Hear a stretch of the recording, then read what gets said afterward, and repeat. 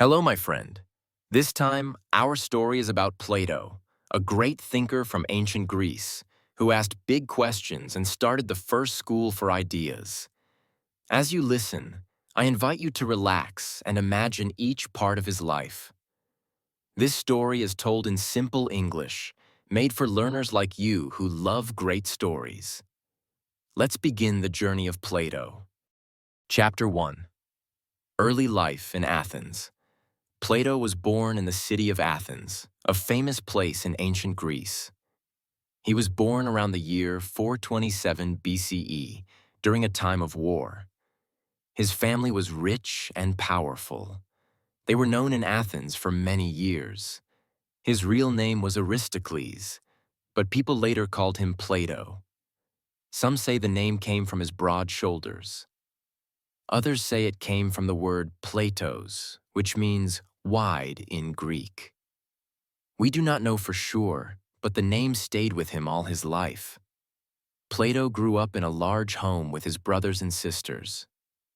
His parents taught him the ways of the old Greek families. He learned about music, poetry, and physical training.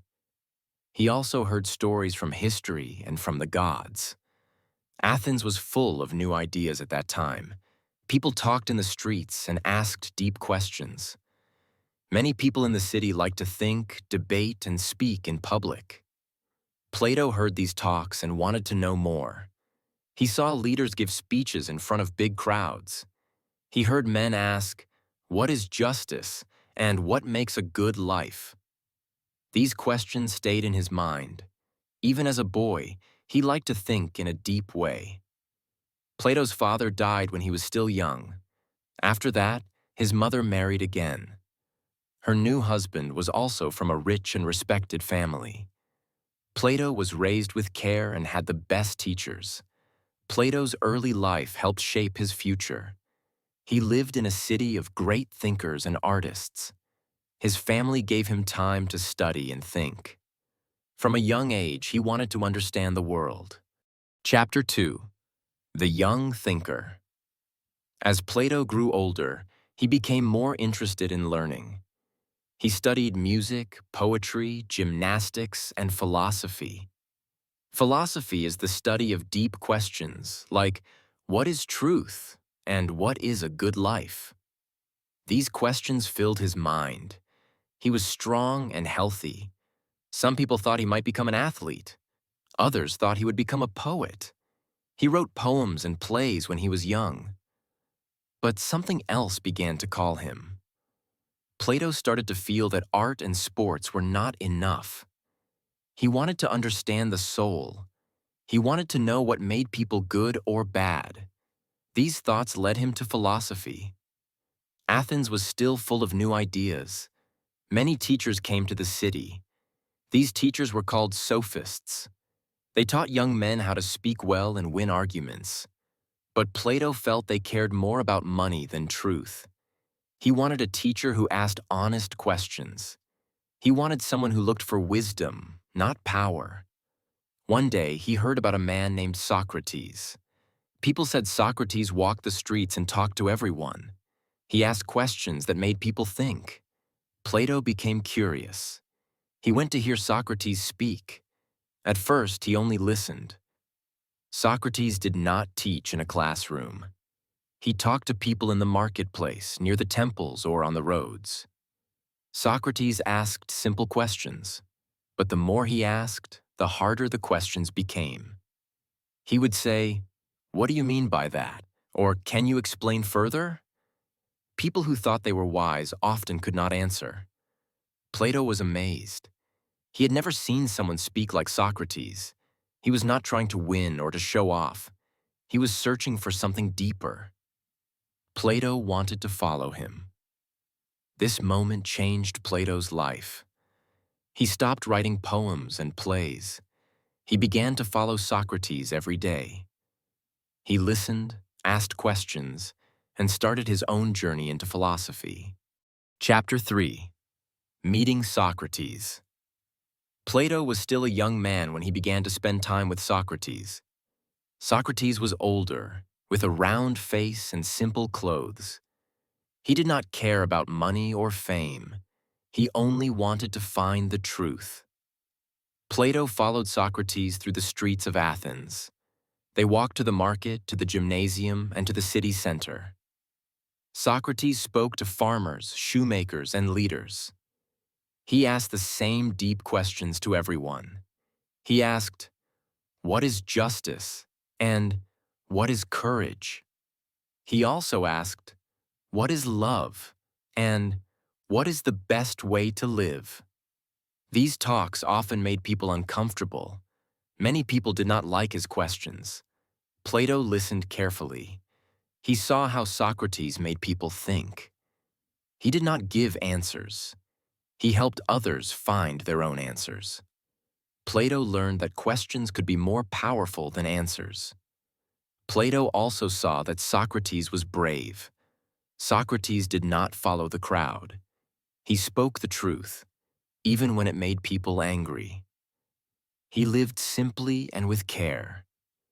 He believed that the soul was more important than the body. At home, Plato told his friends and family about Socrates. Some of them were worried. Socrates had many enemies in Athens. People said he was dangerous. Some thought he was teaching the youth to question their leaders. Still, Plato stayed close to him. He believed that Socrates was a true philosopher. He had no school, no books, and no money, but he had great wisdom. Plato wrote down many of his talks. Socrates also taught Plato that true knowledge comes from within. He said, "Know yourself." This became one of Plato's favorite ideas. He began to ask himself deep questions every day. Plato knew his life had changed. He no longer wanted to be a poet or a leader. He wanted to be a thinker. He wanted to ask the big questions and help others do the same. Chapter 4. Learning from a wise teacher. Plato continued to learn from Socrates for many years. He followed him through the streets of Athens. They talked with many people, from rich leaders to poor workers. Plato watched and listened. Socrates had a special way of speaking. He did not tell people what to believe. He asked them questions until they found the truth on their own. This method was later called the Socratic method. Plato loved this way of learning. It was not about winning a debate. It was about finding wisdom. He saw that truth could be discovered through honest conversation. Plato also learned about ethics. Socrates said that doing good was more important than gaining power. He believed that people should care for their souls. "A good life is a thoughtful life," he often said. These ideas touched Plato deeply. He wrote down what he heard. He kept notes of the talks and questions. These writings would later become some of the most famous books in the world. One day, Socrates was put on trial. He was accused of leading the young people away from the old beliefs. Many leaders in Athens did not like him. They said he was dangerous to the city. Plato was there during the trial. He watched as Socrates stood in front of the judges. Socrates did not run away or lie. He spoke clearly and calmly. He said he would never stop asking questions. The court found him guilty. He was sentenced to death. Plato was shocked. He could not believe that the city would kill such a wise man. Socrates spent his last days in prison. Plato visited him and wrote about their talks. In the end, Socrates drank poison and died. He chose to die rather than stop searching for truth. This moment changed Plato forever. His teacher was gone, but his words stayed. Plato decided he would keep asking questions. He would search for truth in his own way. Chapter 5. A World Without Socrates. After Socrates died, Plato felt lost. His teacher was gone, and the world felt cold. He no longer wanted to stay in Athens. The city had killed a man who only spoke the truth. Plato was sad and angry. He saw that many people cared more about power than wisdom. He needed time to think. So he left Athens and began to travel. He went to places far from home. He visited Egypt, where he saw great temples and heard old stories. He learned about math, stars, and gods. He saw that different people had different ways of thinking. Plato also traveled to Italy. There he met a group of thinkers called the Pythagoreans. They believed that numbers and order were the key to understanding the world. Plato liked this idea. He began to think more about the world of ideas. He asked, "What is real?" He believed that behind the things we see, there is a world of perfect forms. He said, "There is a perfect idea of a chair, a tree, or a circle." He called these perfect things forms or ideas. We cannot see them with our eyes, but we can understand them with our minds. This new way of thinking became the heart of Plato's philosophy. Plato stayed away from Athens for many years. He read books, talked with new teachers, and wrote down his thoughts. Slowly, his sadness turned into purpose. He knew that Socrates' death was not the end. The questions were still alive. The search for truth must continue. And Plato felt that it was now his job to guide others. He decided to return home. He wanted to share what he had learned. He did not want to speak in the streets like Socrates. Instead, he would build a school, a place for quiet thinking and deep learning. Plato was no longer just a student. He had become a philosopher in his own right. He had his own ideas and his own vision, and he was ready to begin the next part of his life. Chapter 6. Plato's Big Journey. Plato returned to Athens, but his heart and mind were not the same. He had seen many places and met many thinkers. Now, he was ready to create something new, a home for ideas. He began to gather students. Some were young men from good families. Others were thinkers who wanted to learn. Plato shared his thoughts and asked deep questions, just like Socrates had done. He did not use a classroom with desks or walls. Instead, they met in gardens, under trees, or in quiet places outside the city. They talked about justice, love, truth, and the soul. During this time, Plato also started to write his ideas in books. These books were written like conversations, called dialogues. In the dialogues, Socrates was often the main speaker. He asked questions and helped others find truth. One of Plato's most famous books from this time was The Republic. In this book, he asked, "What is a just society?" He wrote about a perfect city ruled by wise leaders called philosopher kings. Plato believed that only wise and honest people should lead. He thought that rulers should not want money or power. Instead, they should love truth and learning. These were big ideas for the time. Plato also believed that education was the key to a better world. He said that the soul must be trained, just like the body. A good education helped people see clearly and make better choices. He spoke about three parts of the soul: reason, spirit, and desire. Reason helps us think. Spirit gives us courage. Desire pulls us toward what we want. A good life means keeping these parts in balance.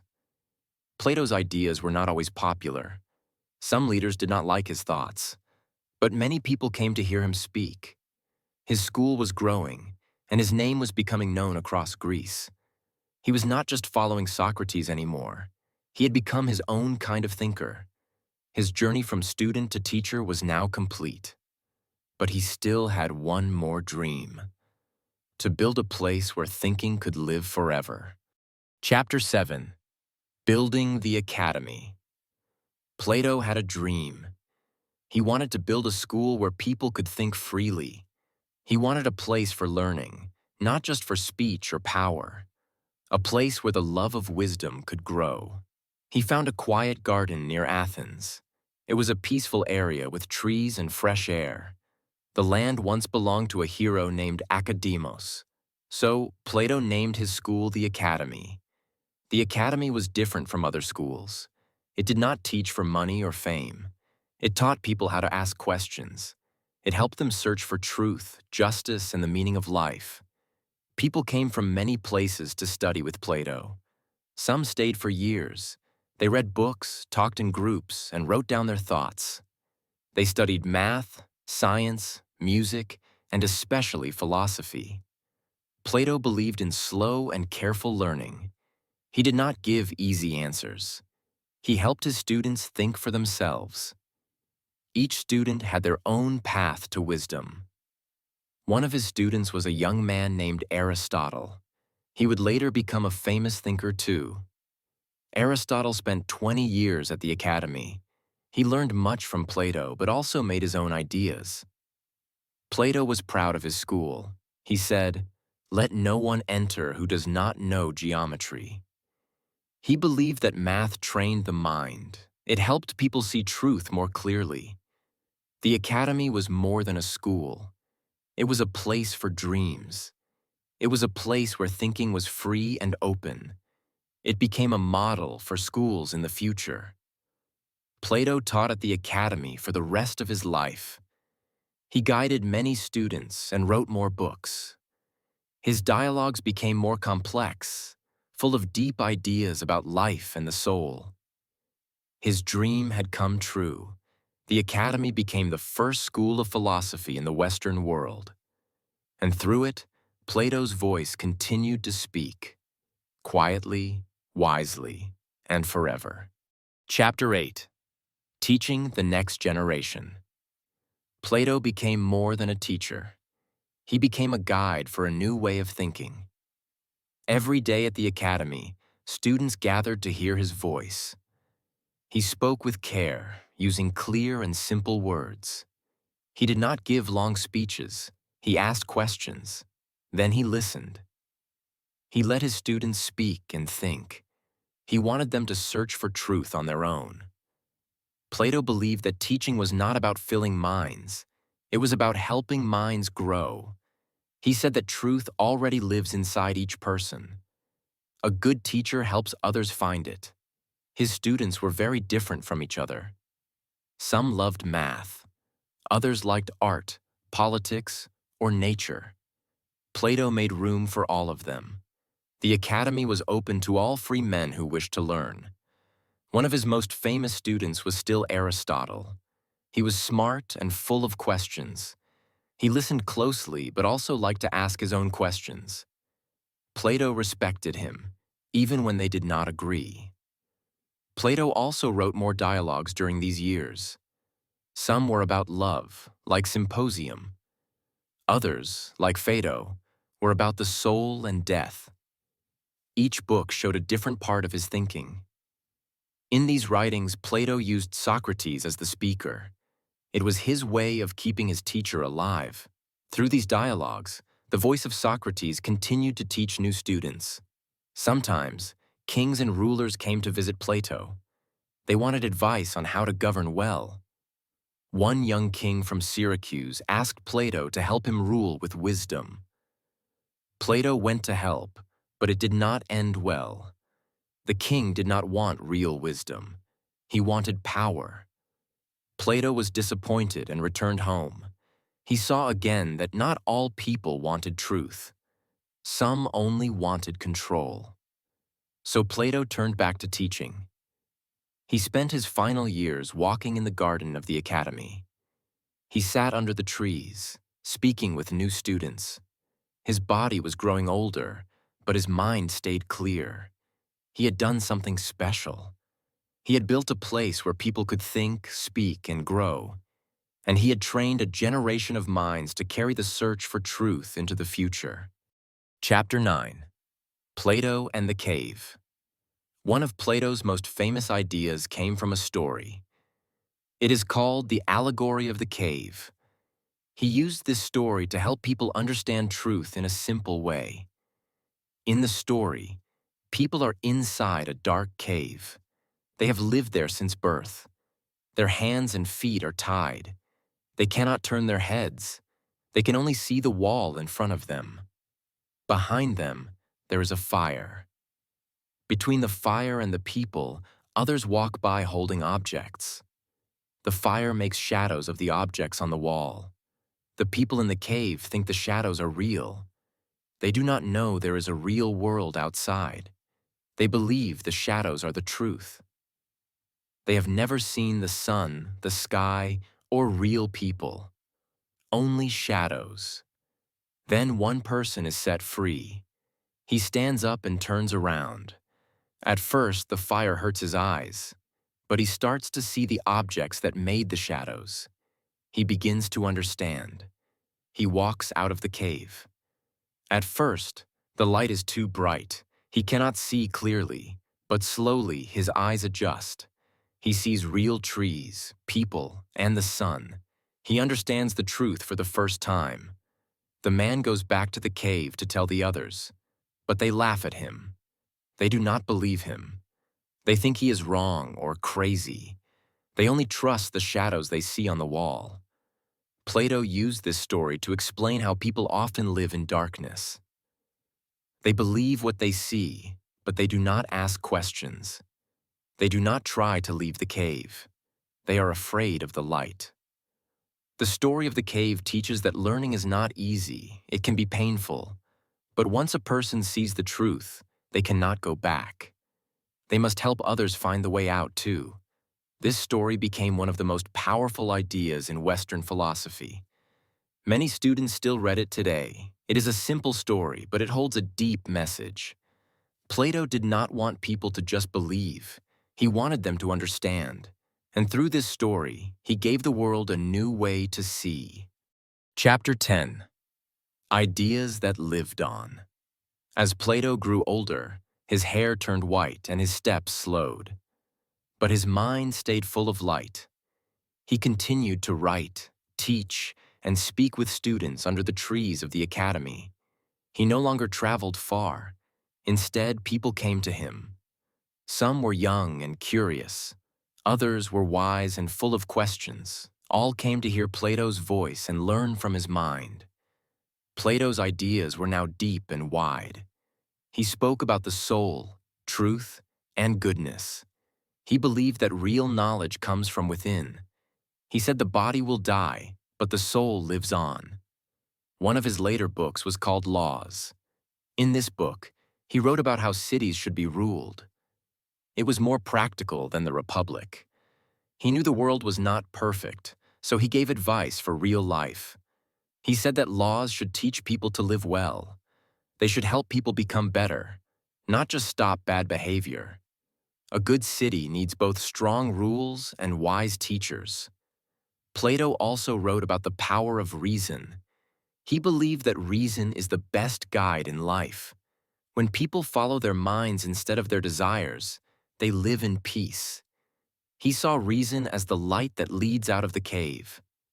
Before he died, Plato knew his ideas would last. His students would become teachers. His books would be read again and again. His school would continue to grow.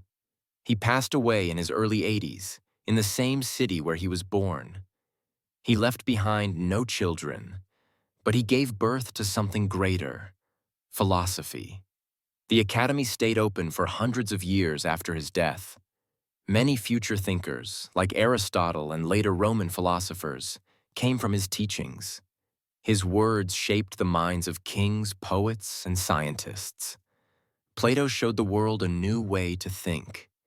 He believed in truth, beauty, and the power of questions. His ideas did not end with his life. They traveled across time and helped build the world of ideas we know today. Thank you for listening and reading this real story of Plato. May his journey stay with you as you continue your own.